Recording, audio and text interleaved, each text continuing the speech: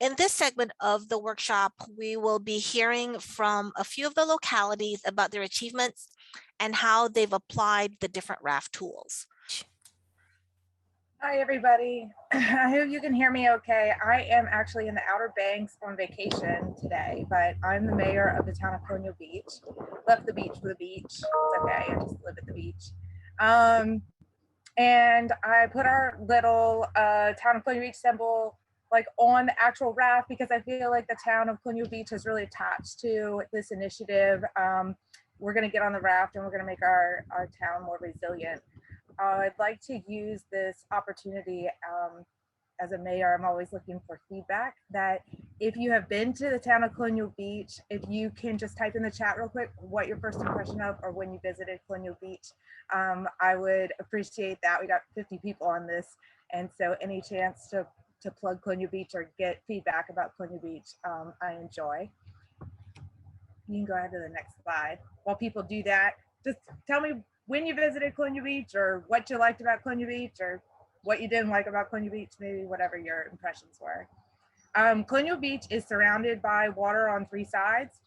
We're a peninsula, so the RAFT initiative spoke to, I think, our community very strongly. We're also struggle with kind of keeping up with the times, as most of the Northern Neck does, I think, in many ways.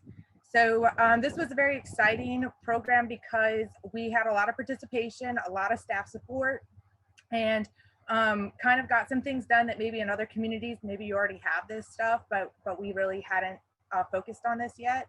So we have a tree canopy survey now, and the map is kind of the background there. And we really have been focused on improving our GIS and having GIS actually.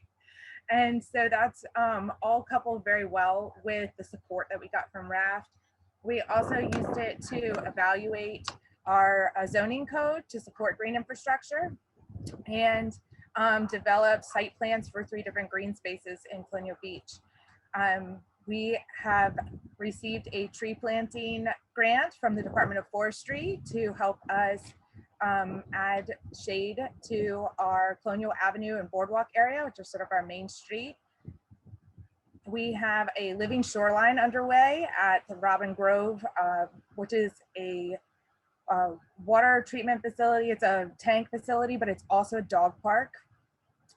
We have an application in with VIMS for a small watershed grant for additional living shoreline or resiliency along the shoreline of Monroe Bay Avenue. We have, we're working on improving that CRS rating. And so we're getting a workshop with the Planning Commission and the Planning Department. We are relocating our volunteer rescue squad out of the floodplain, which has been needed to happen for a very long time. Our rescue squad is currently in an area that is very low in town, and that was one of our resiliency top priorities, was improving our services, our rescue services, and with that they needed a new facility. So we are going to relocate that now out of the floodplain, which is exciting. We're formed a resiliency subcommittee within the Planning Commission, and we're communicating with the county much better with our emergency response coordination. We also just received historic commercial designation from the state, and we're going for federal in the fall.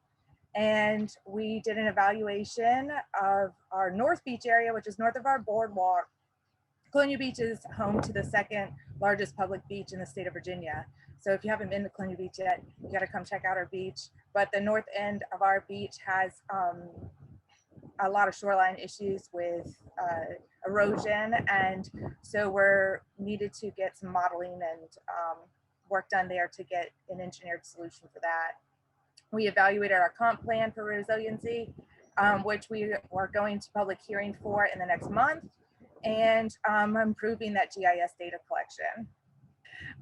One of the cool projects that we did was with ODU with the shoreline, that North Beach area that I talked about, where they came in with a drone and did modeling and data analysis, and then came back also with a hydro drone to do bathymetry of under the water surveying. And that area there, we had a boardwalk that continued about 3 or 4 more blocks, we also have a range station for the Dahlgren Navy base that's there. And so there's quite a few assets to try to support. But that's been an interesting project, and we're continuing to support them, and they're continuing to support us as they do the bathymetry and work along that North Beach area. And we've used RAFT in many ways, but one of the particular tools that we used was to form this Resiliency Committee and to continue the work past the time, the 1 year kind of time of the program. And so identifying what our role and scope was, the formation and structure of that committee, and we ended up forming it underneath of our planning commission. Part of this is because it was a flexible way to form it. They can have members within subcommittees of the planning commission that include residents or partnerships. And it also is a place to influence our CIP, our town planning, and to be inclusive. The Planning Commission reviews the town's priorities. And so under that, they'll be able to help prioritize some of these resiliency issues. They can establish specific task force to certain issues that need to be tackled particularly, and then evaluate those task force. And then the big part is identifying grant opportunities associated with some of the solutions in those areas. On our checklist, we had 5 main programs on our action checklist. The first was our GIS system, in which we have now Matt Smith, who I think is on this call with us, who is our town GIS guru. And we are data collecting for a lot of the infrastructure in town and adding layers into that. So that's been a really important part of getting to the next step on creating solutions.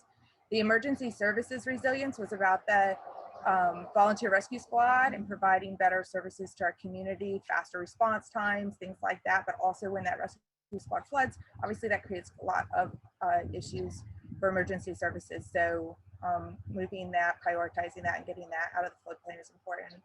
We included resiliency in our comprehensive plan, formed the committee, and then the resiliency communication strategy serve our next step. So I would say out of those 5 initial pieces that were identified over a year ago, 1 through 4, we've really made massive progress on.